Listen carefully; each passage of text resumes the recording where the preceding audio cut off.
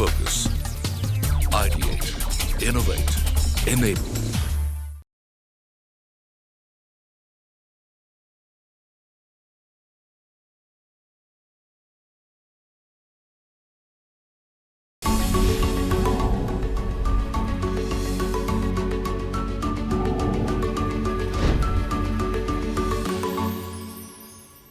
Hello and welcome to this special show called Redefining Financial Services with Digital. On this show, we will speak to the experts from the financial sector who would talk about the role of digital technology in transforming the banking and financial sector. And to share more details on this, I'm joined by Kalidas Ghose, CEO, FE Credit, and Manoranjan Mohapatra, CEO, Comviva. Welcome to the show, gentlemen. Let me start by asking you both the same question. What do you think are the primary drivers of accelerated digitization in financial services industry? And let's get a response from Kalidas first. Well, that's, I guess, a very interesting question for all of us who are in finance, especially retail and consumer finance for a very long time. There are several factors which come to the mind, but the key factors seem to be that around consumer behavior, which is changing very rapidly. The fact that consumers are or individuals are consuming content on devices like the mobile has literally changed the way we interact with those customers. And therefore, it has mandated that we would be making changes in the way we operate in our business models. So that has definitely driven digitization of the financial services. A couple of other factors, regulations have changed, which has made it much more possible to offer services and products digitally to the customers. Infrastructure and technology obviously has also kept pace with those changes. And the way that we look at core business model in terms of risk management, in terms of distribution management has also changed. Now, your take on this, the primary drivers of accelerated digitization in financial services industry. I think I completely agree with what Mr. Kalidas just shared. First one is consumer choice, consumer preferences are changing and they're becoming more amenable to consuming goods and services on a mobile device. The technology, which is both on the device and our ability to crunch numbers on different sources and make sense out of it, has evolved quite a bit. The regulator has obviously been very evolving in terms of the policies. Certain steps by the government has made a huge difference, particularly in Indian context.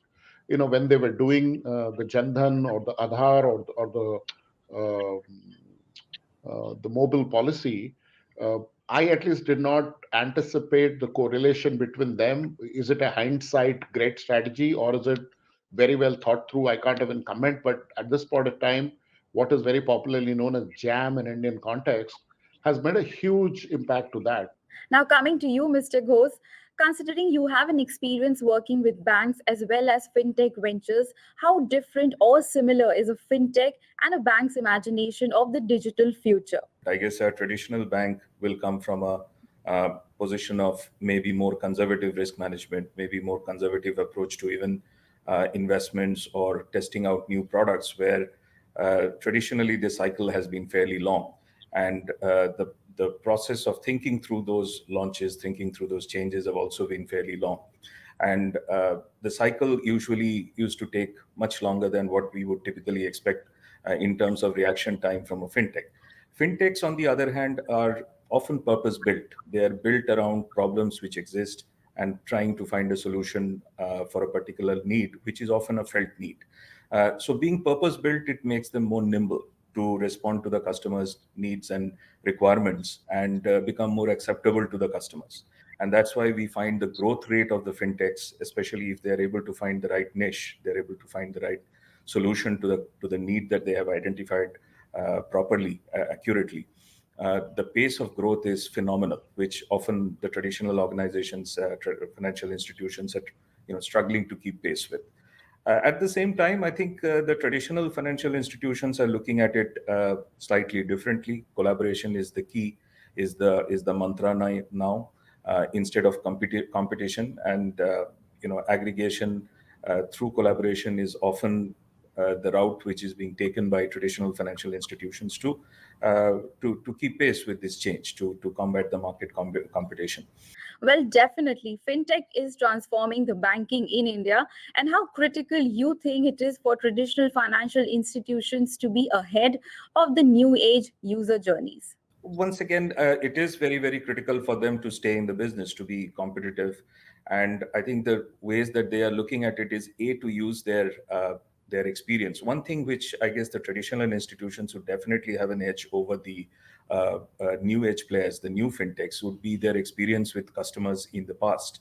And that experience is not often harnessed very well, but those institutions which harness it well would be able to use the experience in combination with the new technologies. People who are setting up watchtower functions within their organization, traditional organizations, to keep a close watch on what's happening around in the fintech industry and in the financial services in general. And they're able to combine the newer technologies, newer approaches to solving problems with the customer base they have, with the experience from those customers, with the data they have built over time. And there is an opportunity for them to stay ahead of the curve. Some organizations obviously are adjusting to it much better than others. But obviously, for those who want to succeed, it is something that they have to really focus on very strongly in future as well. Now, coming to you, Mao, the digital payment space is increasingly getting crowded, leading to shrinking margins. So, what are the choices as per you with traditional financial services providers in terms of value creation and monetization? Recently I heard our Prime Minister talking about inclusive growth. And to me, that's like taking financial inclusion into a 10x domain. Now, inclusive growth would mean SMBs, small medium businesses. It'll mean dealing with working capitals. It'll deal with revolving credits. It'll deal with lending to the SMB sector. So there's a lot of focus on either SME or MSME, whichever way you call it. Now, when you say it is crowded, yes, it is crowded, but we haven't even seen the tip of the iceberg yet in terms of the impact it could make. The overall, I think, the carpet is fairly large. We haven't unfolded the carpet completely, and of course, there'll be competition. There'll be prenatal deaths, like any other industry has, but uh, the explosion is yet to happen, yet to be seen. The traditional banks who are showing that nimble-footedness and reacting to the change in the marketplace or the regulations will take advantage. And I would think the biggest thing they have in their name is the trust. And when it comes to financial transactions, we always would like to deal with a trusted brand with respect to our money. And if they can kind of leverage this opportunity that is coming their way, it'll be a huge opportunity for them too. Well, before we close the segment, one last question to both of you. What, as per you, is the next disruption in the digital payment space, and what emerging technologies you think will be critical? Kalidas, let's hear it from you first. From my perspective, I think the next disruption is going to be around embedding finance in the process of making payments, or for that matter, any financial transaction. And the way the organizations are able to embed their products and services in the customer journey in a seamless manner, in a frictionless manner, is going to determine how successful they are and how well the customers accept them. And as this increases, the need for incentivization for changing customer behavior or migrating them to a digitized world would reduce, and therefore the margins would also increase. Mao, your take on it. I see there are few technologies that are already getting implemented, but would kind of get explosively larger usage. The blockchain to make transactions secure, the quantum security aspects of transactions, and also AI ML leading to uh, hyper personalization and hyper recommendations with n equal to truly one, where you can deal with every consumer in his journey, and make the right recommendations, drive the right behavior. I wouldn't say increase consumption, but make them smart to choose their uh, choices or preferences in a smarter way. Those are the kind of technologies which will be mostly on the consumer journey or on the security and enhancing trust part of the technologies are concerned. Well, thank you so much, gentlemen, for sharing those insights. And on that note, we will take a short break, but stay with us as we tell you more on how digital is transforming the banking and financial services. Stay tuned.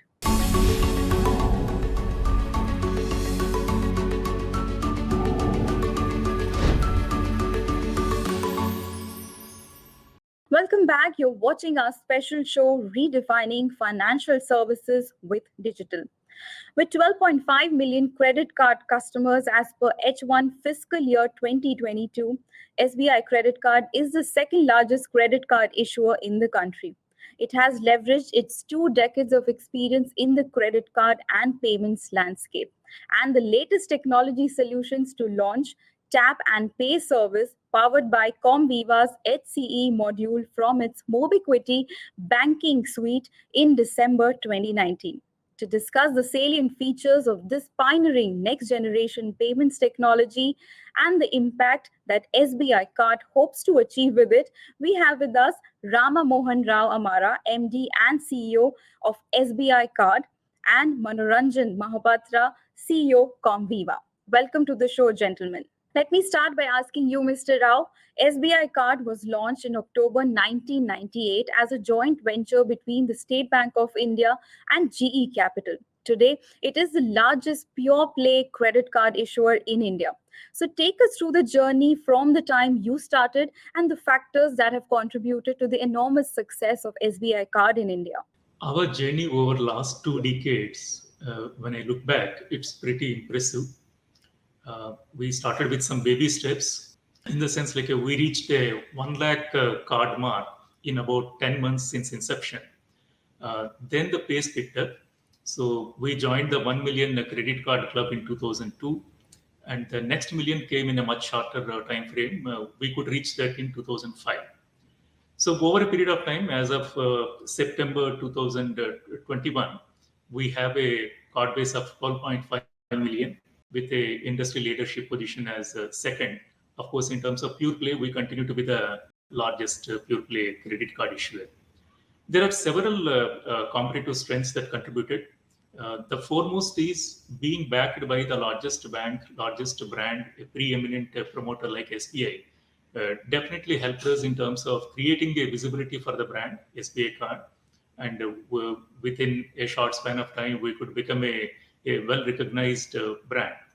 The relationship with the bank not only helped us in gaining access to their wide branch network and the large untapped customer base, but it also instilled or rather enjoined us to adopt some sound corporate governance practices, which I can say that actually helped the company to go through the growth pains, stabilize it, and reach this leadership position. The Indian payments industry has undergone a sea change with digital payments gaining popularity as cash usage declines. We all know that for more than 2 decades, SBI Card has been a close observer of digitization of the economy, especially its payments. So, Mr. Rao, what according to you are some of the key drivers that are leading to this trend of digital payments in India? When it comes to consumers have adopted seamlessly. They have adopted, they looked at the factors like the ease of use, convenience, incentives that are available for using the digital payments. Also, they appreciated that they are better off with a better security for a digital payment. So they embraced digital payments in a big way. E-commerce is another factor which I have to give credit to. E-commerce is now a kind of gained traction across the country, particularly tier 2 plus towns. We have seen a lot of traction. In fact, if we look at some of the industry reports, they indicate like the e-commerce sales are likely to increase at a CAGR 18% to reach $125 billion over 2025, which is a very significant kind of payments.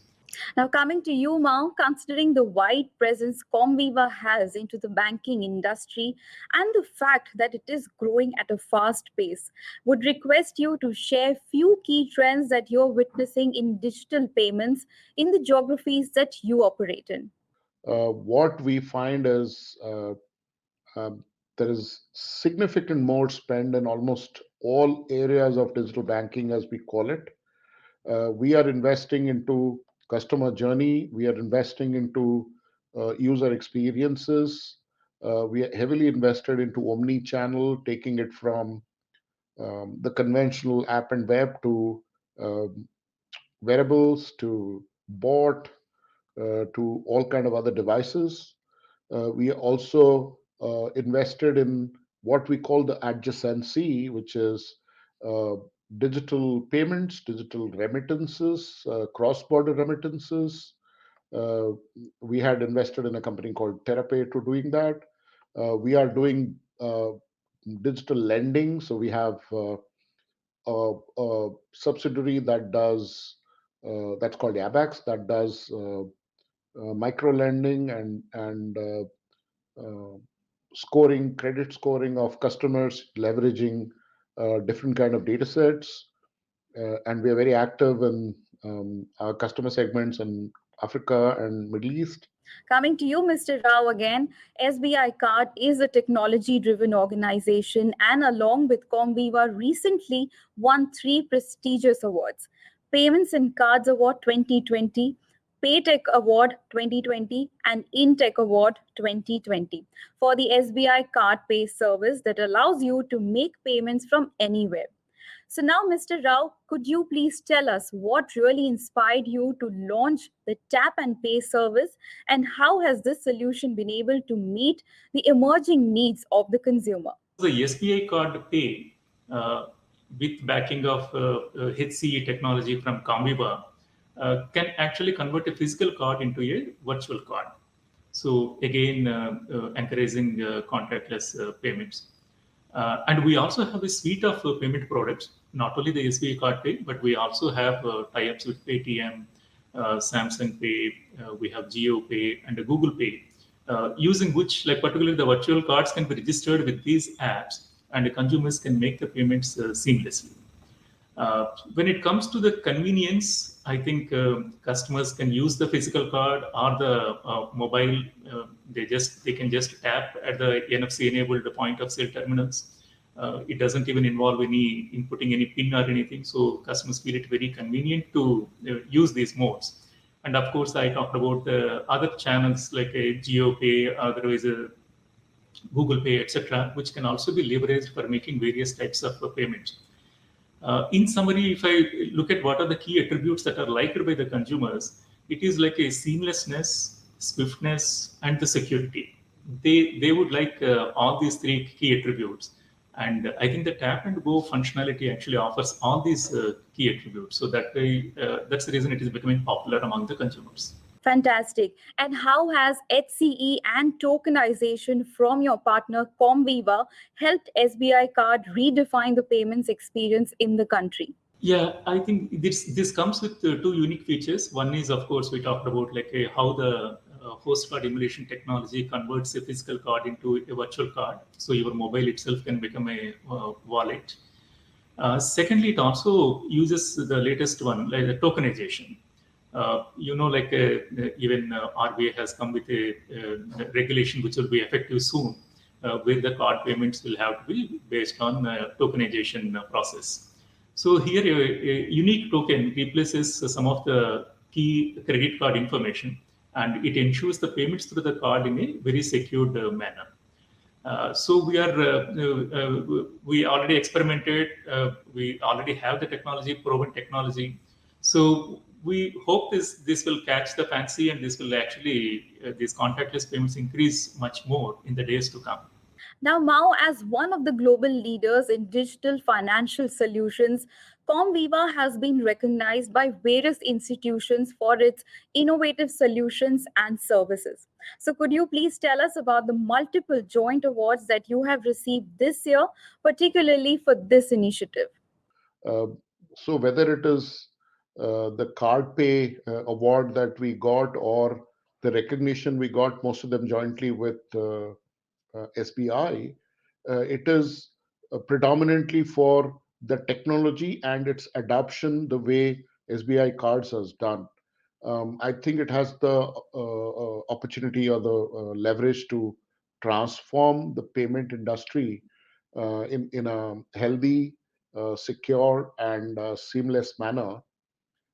And that's the reason why multiple forums are recognizing us. And we expect many more to come, in fact, as recognitions. And Mr. Rao, SBI Card Payment Services is the second largest credit card issuer in the country. So, what new innovative solutions and services can we expect from you going forward? And what is next on the horizon for SBI Card? We have been leveraging the technology, looking at right partnerships in terms of coming out with innovative solutions, payment solutions that are convenient for the customers. In terms of some of the focus areas, we have in a big way invested in our extensive data lake, which supports our advanced analytics and machine learning models, which are used both in the credit, that means underwriting, as well as the portfolio management. The endeavor is to make a right offer at a right time through a right channel to the customer. So that is a journey we have been perfecting. I mean, it's a journey to be completed. So this is one of the focus areas. Second one is, of course, digitization. While we have largely digitized the customer journey across the life cycle, particularly existing customer, whether they are servicing needs or whether it is like a cross-sell requirement, they can be completely fulfilled through a digital end-to-end digital journeys. We are building a kind of NTB, new to the bank kind of a journey as well, to make it seamless and I mean, should not take too much of a time kind for getting a new customer onboarded. So we have already invested and we are making progress in that. Thank you so much, gentlemen, for being on the show. We wish you all the best for your future endeavors. And that's all we had for this show. For more updates, keep watching CNBC TV 18.